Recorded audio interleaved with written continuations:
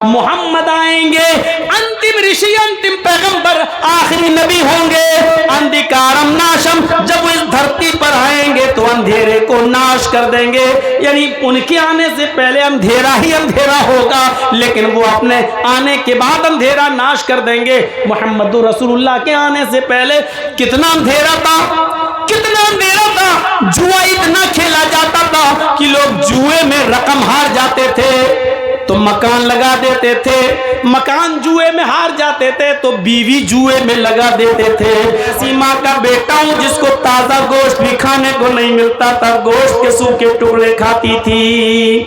मुझे भी उस माँ ने पैदा किया है। तुलसीदास जी ने संग्राम पुराण का हिंदी अनुवाद किया है आसान हिंदी में। उसमें तुलसीदास जी ने लिखा है, गौर कीजिएगा इन मंत्रों को जो मैं आपके सामने पढ़ रहा हूं। संग्राम पुराण के स्कंद 12 के अंदर तुलसीदास जी ने संस्कृत का हिंदी अनुवाद आसान हिंदी में यूं किया है, यहाँ पक्षपात कुछ न राखूं, वेद पुराण सत सद भाखूं, देश अरब भरग लता सहाय, सोतियल धर्मगत सुनो घगुराए।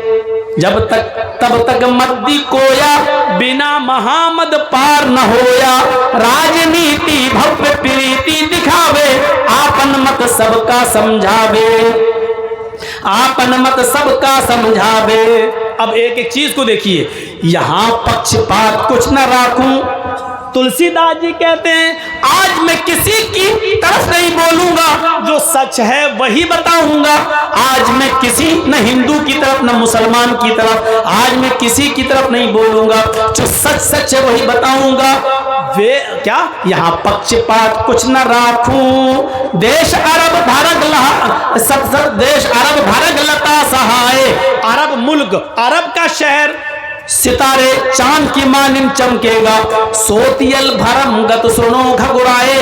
उसके अंदर अनहोनी बातें, चमत्कार, मौजिज़े दिखलाने वाली एक हस्ती पैदा होगी, मौजिज़े दिखलाने वाली, चमत्कार दिखलाने वाली एक हस्ती पैदा होगी। राजनीति भव्य प्रीति दिखावे, वो राजनीति करेगा, सियासत करेगा, आपन मत सबका समझावे। नरमी की जगह नरमी करेगा और सख्ती की जगह सख्ती करेगा।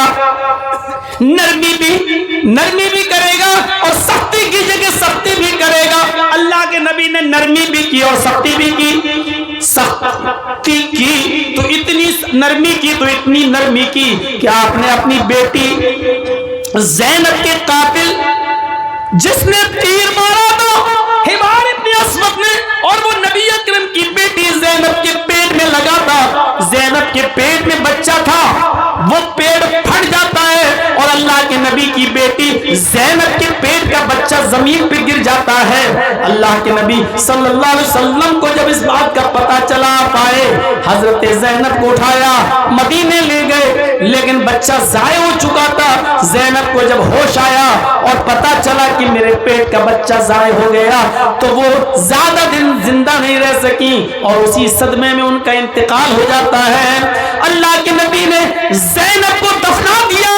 10 साल के बाद जब मक्का फतह होता है और मक्के में ये मुजरिम जिसने ज़ैनब को तीर मारा था 10 साल के बाद जब सामने आता है और माफी मांगता है कि अल्लाह के नबी मुझे माफ कर दीजिए, मैं भी आपकी बेटी ज़ैनब का कातिल हूँ, तो अल्लाह के रसूल की आंखों में आंसू आ जाते हैं और कहते हैं, आए दुश्मन ज़ैनब, आए मेरी बेटी के कातिल, तूने मेरे उस फूल जैसी बेटी को जख्मी किया, उसका पेट फाड़ा, उसके पेट के बच्चे को जमीन पे गिराया, जिसका सदमा और रंज और गम में मेरी बेटी को जिंदगी नहीं बख्शी, उसी रंज और गम में मेरी बेटी अल्लाह को प्यारी हो गई। दिल तो नहीं चाहता कि मैं तुझे छोड़ूं, लेकिन मैंने आज तक किसी से अपना जाती इंतकाम, जाती बदला नहीं लिया।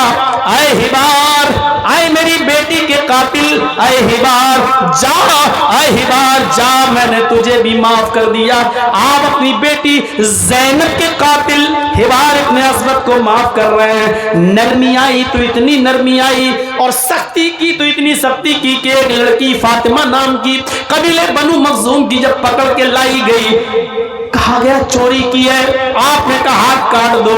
लोगों ने सिफारिशें की, बड़े अमीर घर की है, हाथ काटेंगे तो नाक कटेगी। आपने कहा हाथ काट दो। सिफारिशों पे सिफारिशें हुई कि नहीं नहीं, अमीर घराने की है, इस्लाम बदनाम होगा, हम बदनाम होंगे। अल्लाह के नबी ने कहा अल्लाह के कानून में कोई तब्दीली नहीं होगी, उसका हाथ काट दो। हाथ काट डाला गया। लोगों ने चिढ़ाया, देखो बड़े बड़े अमीर की लड़की के हाथ काट दिए जाते मोहम्मद की शरीयत में। तो अल्लाह के नबी ने उसका जवाब ये देते हुए दिया कि लौ अन्ना फातिमा बिन्त मुहम्मद सरकत लक़तअतु यदहा, वो तो कबीले बनु मखज़ूम की फातिमा थी जिसने चोरी की, हाथ काटा, जिसका हाथ काटा गया। अगर उसकी जगह पर मेरी अपनी बेटी फातिमा भी होती, मेरी अपनी बेटी फातिमा ने भी चोरी की होती, तो मैं अपनी बेटी का हाथ भी कटवा देता। ये इंसाफ अदल ये कहकर जिंदा रखा मेरे भाइयों। इसीलिए आज भी हिंदू भाइयों की किताबों में मोहम्मदुर रसूलुल्लाह को मोहम्मद के नाम से आज भी जिक्र किया गया है। इतने साल गुजर जाने के बाद भी लफ्ज मोहम्मद वो अपनी किताबों से हटा नहीं पाए।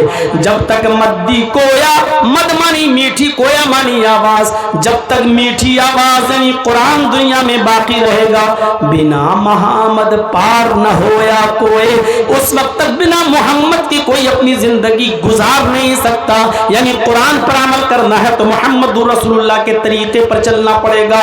बिना मोहम्मद पार न होया तो उस वक्त कोई बुरा मोहम्मद के पार नहीं होगा सल्लल्लाहु अलैहि वसल्लम। मोहम्मद नाम तो इतनी जगह वेदों में आया है कि आप दंग रह जाएंगे। अज्ञान हेतु किरत मोहम्मदाधिकारम नाशम विधायम हितदोदयते विवेका। मोहम्मद नाम का एक अंतिम ऋषि आएगा, अज्ञान हेतु किरत मोहम्मदाधिकारम। मोहम्मद आएंगे, अंतिम ऋषि, अंतिम पैगंबर, आखिरी नबी होंगे। अंधिकारम नाशम, जब वो इस धरती पर आएंगे तो अंधेरे को नाश कर देंगे। यानी उनके आने से पहले अंधेरा ही अंधेरा होगा, लेकिन वो अपने आने के बाद अंधेरा नाश कर देंगे। मोहम्मदुर रसूलुल्लाह के आने से पहले कितना अंधेरा था, कितना अंधेरा था। जुआ इतना खेला जाता था कि लोग जुए में रकम हार जाते थे तो मकान लगा देते थे, मकान जुए में हार जाते थे तो बीवी जुए में लगा देते थे, और बीवी भी जुए में हार जाते थे तो अपनी 16, 17, 18 साल की बेटी जुए में लगा दिया करते थे, लेकिन हार नहीं माना करते थे। इतने जुआरी थे। और शराब का हाल ये था कि उनके घर में जब बच्चा पैदा होता था तो माँ उस बच्चे को खजूर नहीं खिलाती थी और अपने पिस्तान से नहीं लगाती थी। पैदा होने के बाद बच्चे के हलक में सबसे पहले जो चीज डाली जाती थी वो शराब का कतरा हुआ करता था। वो लोग फख्र करते थे कि आज हमारे घर में बच्चा पैदा हुआ, इसने सबसे पहले जो चीज पी वो शराब है। गौर करो, जब पैदा होते ही बच्चे को शराब पिलाई जाती हो तो वो अंजाम कार कैसा होगा, आगे चलकर वो लड़का क्या बनेगा। शराब इतनी पी जाती थी, इतनी पी जाती थी कि वो लोग जब खाना खाने के लिए दस्तरखान पर बैठते थे तो पानी की जगह पर शराब की बोतल रख लिया करते थे। जैसे हम लोग थम्स अप और पेप्सी की बोतल रख लेते हैं और खाना खाते खाते पानी की जगह थम्स अप और पेप्सी पीते जाते हैं, स्प्राइट पीते जाते हैं। अरब के लोग खाना खाते खाते उस खाने को हलक के नीचे उतारने के लिए शराब के घूंट पिया करते थे। मेरे भाइयों, शराब की ये लत थी जिसको कुरान करीम ने ये कहकर हराम करार दे दिया कि इन्नमल खमरु वल मैसिरु वल अंसाबु वल अज़लामु रिज्सुम मिन अमल शैतान। आज के बाद ये शराब, ये जुआ, ये बुतों के थान और फाल के तीर, ये सब के सब रिज्सुम मिन अमल शैतान, हराम नहीं, शैतान की गंदगी है। रिज्सुम मिन अमल शैतान, शराब को शैतान की गंदगी कह दिया। हराम तो बहुत सी चीजें हैं, लेकिन शैतान की गंदगी। आप अपनी गंदगी खा सकते हैं क्या? लैट्रिन करके आप खाएंगे? कोई अक्लमंद ऐसा होगा जो जंगल में जाए और लैट्रिन करके खा ले? नहीं। अल्लाह ताला ने क्या कहा? हराम तो बहुत सी चीजें हैं, लेकिन शराब ये शैतान की लैट्रिन और शैतान की गंदगी है। रिज्सुम मिन अमल शैतान, जो शराब पीता है वो दर हकीकत शैतान का पैखाना खा रहा है, शैतान की लैट्रिन खा रहा है। इसको कुरान ने रिज्सुम मिन अमल शैतान कहा है, रिज्स कहा, रिज्स।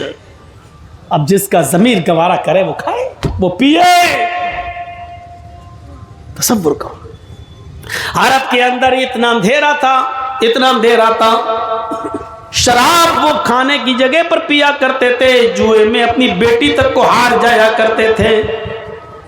उनके बाप जब मर जाते थे, सुनो, इतना अंधेरा कि बाप अगर मर गया और मां ज्यादा खूबसूरत है तो बेटा अपने घर से एक चादर उठाता और अपनी मां का हाथ पकड़कर उसको घर से बाहर निकालकर अपनी चादर मां के ऊपर डाल देता।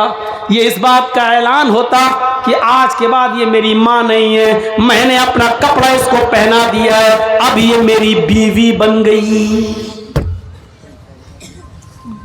आज पूरे हिंदुस्तान में कितने मदरसे होंगे? आपके बिहार में कितने मदरसे होंगे और कितने मौलवी होंगे? सब मिलकर सिर्फ जहेज ख़त्म नहीं कर पा रहे हैं। और बताओ, बिहार में जहेज ख़त्म हो गया? जो शादी होती है क्या मोटरसाइकिल नहीं मांगी जाती है? क्या दहेज नहीं? इतने मौलवी, लाखों मौलवी, हजारों मदरसे, हजारों प्रचारक, सब मिलकर एक गांव से जहेज की लानत नहीं मिटा पा रहे हैं। अल्लाह के रसूल अकेले तन्हे तन्हा, एक तरफ शराब है, दूसरी तरफ जुआ है, तीसरी तरफ बाप के मरने के बाद बेटा अपनी मां को अपनी बीवी बना रहा है, चौथी तरफ मां के पेट से, बीवी के पेट से अगर लड़की पैदा हो रही है तो उसको जिंदा दफन किया जा रहा है, उसको कब्र खोद के जिंदा गाड़ा जा रहा है। अकेले एक नबी ने, अकेले एक मर्द ने, अकेले एक मुजाहिद ने, अकेले एक रसूल ने इन तमाम बुराइयों को खत्म करने के लिए कितनी मेहनत की होगी, पूरे मुआशरे से कैसे इन तमाम खुराफातों को पाक किया होगा। मेरे भाइयों, मुहम्मदुर रसूलुल्लाह के आने से पहले हाल तो ये था कि एक आदमी की बकरी दूसरे आदमी के खेत में चली गई। पढ़िए सीरतुन नबी अल्लामा इब्न हिशाम की। इस आदमी की बकरी उस आदमी के खेत में चली गई और थोड़ी सी घास खा ली। उस आदमी ने बकरी ले जाकर इससे कहा, बांध के नहीं रख पाता अपनी बकरी को, पकड़ अपनी बकरी, तेरी बकरी ने हमारे खेत में आकर घास खा ली। इस आदमी ने गुस्से में कहा, तो क्या हुआ, जानवरी तो है, चला गया तो क्या हुआ? उसने कहा, बजाय अपनी गलती मानने के अकड़ रहा और रहा है। बस इतनी सी बात पर जंग शुरू होती है और दोनों के कबीले आमने सामने आ जाते हैं। जानते हो ये जंग कितने साल चली? इतनी सी बात पर, तेरी बकरी मेरे खेत में क्यों आई, इतनी सी बात पर ये जंग चली तो 27 साल तक जंग चलती रही। कितने साल तक? 27 साल। 27 साल के बाद जब दोनों तरफ से मरने वालों की गिनती गिनी गई तो 27 साल में दोनों तरफ से मरने वालों की गिनती हो चुकी थी 40,000। 27 साल में दोनों तरफ से मरने वाले लोगों की गिनती हो चुकी थी 40,000। 40,000 लोग मर गए एक बकरी के घास खाने की वजह से, लेकिन अभी जंग बंद नहीं हुई। ऐसे माहौल में जनाबे मुहम्मदुर रसूलुल्लाह और ऐसी खूनख्वार कौम को आपने कैसा बनाया कि जब इस्लाम आया, मुहम्मदुर रसूलुल्लाह ने भाई भाई की तालीम दी, तो ऐसा फिर माहौल आया कि एक जंग यरमूक के अंदर 3 सहाबी जख्मी हो गए और तीनों जंगल में लेटे हुए, खून गिर रहा, टपक रहा उनके जिस्म से, पानी पानी चिल्ला रहे हैं। एक सहाबी पानी का प्याला लेकर गुजर रहे हैं, उन्होंने एक जख्मी को देखा, वो पानी पानी चिल्ला रहा है, जल्दी से उठाया और अपने मुसलमान भाई को पानी पिलाना चाहा, होठों तक ले जाते हैं कि दूसरी झाड़ी से आवाज आती है, काश कोई मुझे भी पानी पिला देता। तुम उसको पानी पिला रहे हो, एक दो घूंट बच जाए तो मुझे दे देना, मुझे भी प्यास लग रही है। इस आदमी ने पानी का प्याला हटा दिया, कहा नहीं नहीं तो मुझे मत पिलाओ, उस झाड़ी के अंदर जो आवाज आ रही है वो आदमी मुझसे ज्यादा प्यासा है। ये पानी लेकर उसके पास गया, उसको पिलाने लगा। अभी मुंह तक गया नहीं था कि तीसरा चीखता है, एक दो घूंट बच जाए तो मुझे दे देना।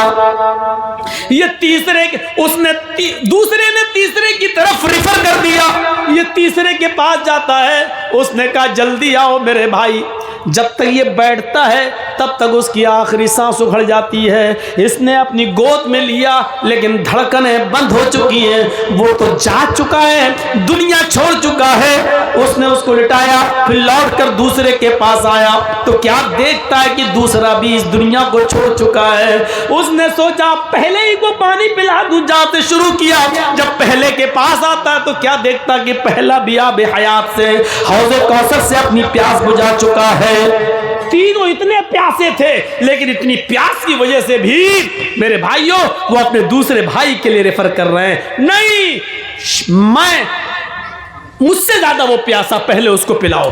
जो कौम एक बकरी के दूसरे के खेत में घास खा लेने की वजह से 27 साल लड़ती हो, 40,000 अफराद मरने के बाद भी जंग खत्म न होती हो, इतनी खूनख्वार कौम, लेकिन अब ऐसी भाई भाई बन गई कि एक दूसरे ने एक दूसरे को पानी पिलाने के लिए अपनी जान दे दी। मैं मर जाऊं लेकिन मेरा भाई बच जाए।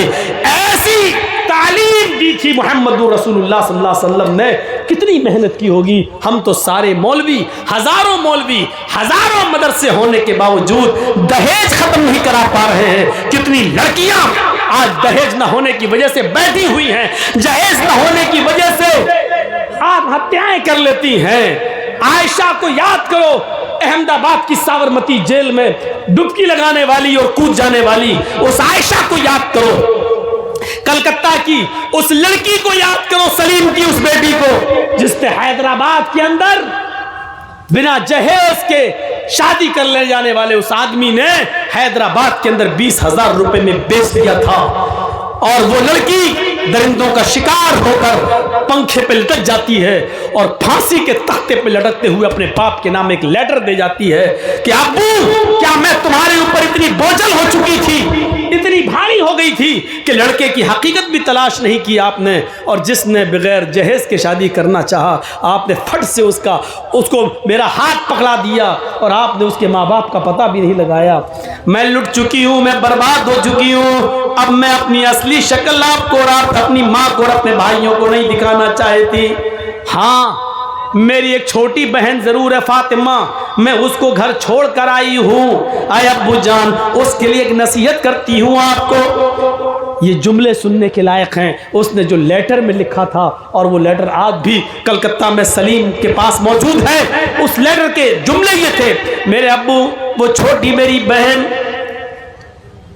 फातिमा नाम की मेरी बहन, अब्बू जान उसको छोड़ के आई हूँ। ऐसा ना हो कि उसको भी ये दिन देखना पड़े जो आज मुझे देखना पड़ रहा है। हैदराबाद की होटल में 20,000 रुपए में मैं नीलाम कर दी गई और दरिंदों ने मेरी इज्जत व आबरू को छल्ली छल्ली कर दिया। मैं अब भाग कर आपको और अपनी माँ को और अपने भाइयों को अपना नापाक चेहरा दिखाने के लायक नहीं रही हूँ, इसलिए मैंने मर जाना बेहतर समझा। हाय अब्बू जान, मैं अपनी छोटी बहन फातिमा के लिए एक नसीहत कर रही हूँ। उसके बड़ा होने से पहले आप इतना कमा लेना, आप इतनी मेहनत कर लेना, आप इतना जहेज इकट्ठा कर लेना कि जो कुत्ता जितनी हड्डियां मांगे उस कुत्ते के सामने उतनी हड्डियां डाल देना, ताकि मेरी बहन को वो दिन न देखना पड़े जो आज मुझे देखना पड़ रहा है। हैदराबाद में खुदकुशी करके मरने वाली कलकत्ता की उस जमीला ने दहेज मांगने वालों को कुत्ता कहा है और उस दहेज को हड्डी कहा है कि जो कुत्ता जितनी हड्डियां मांगे उसके कुत्ते के सामने उतनी हड्डियां डाल देना। आज के इस जलसे के बाद देखेंगे कितने कुत्ते हैं और कितनी हड्डियों का मुतालबा करते हैं। आज के बाद जो भी दहेज मांगे समझ लेना वो कुत्ता है, और लड़की का बाप जिसको उसकी डिमांड के मुताबिक दे, समझ लेना कि बाप उस कुत्ते के सामने हड्डियां डाल रहा है। कह दिया मैंने जो कहना था। चाहे अमीर की बेटी हो, चौधरी की हो, सरमायाकार की हो, एमएलए की हो, एमपी की हो, कोई भी हो, ये मेरी कुर्सी है, ये मेरी अमानत है, मैं इसमें खयानत नहीं करना चाहता। जो सच्चाई थी वो मैंने बयान कर दिया है। मेरे भाइयों, मुआशरे में इसको कौन समझेगा, कौन इससे इबरत हासिल करेगा? मैं जानता हूं कि कुत्ता और हड्डी कहने के बाद भी जहेज रुकेगा नहीं। 20 साल से अब तक नहीं रुका तो अब क्या रुकेगा? लेकिन एहसास पैदा करो, एहसास। उस जमीला ने क्या कहा था कि मेरी बहन के लिए इतना कमा लेना, इतना कमा लेना कि जो कुत्ता जितनी हड्डियां मांगे उस कुत्ते के सामने उतनी हड्डियां डाल देना, ताकि मेरी बहन को वो दिन न देखना पड़े जो मुझे देखना पड़ रहा है। यहां अंधेरा था। मोहम्मद अंधिकारम, मोहम्मद आएंगे अंधिकारम नाशम, अंधेरे को नाश कर देंगे। मोहम्मद आएंगे अंधेरे को नाश कर देंगे।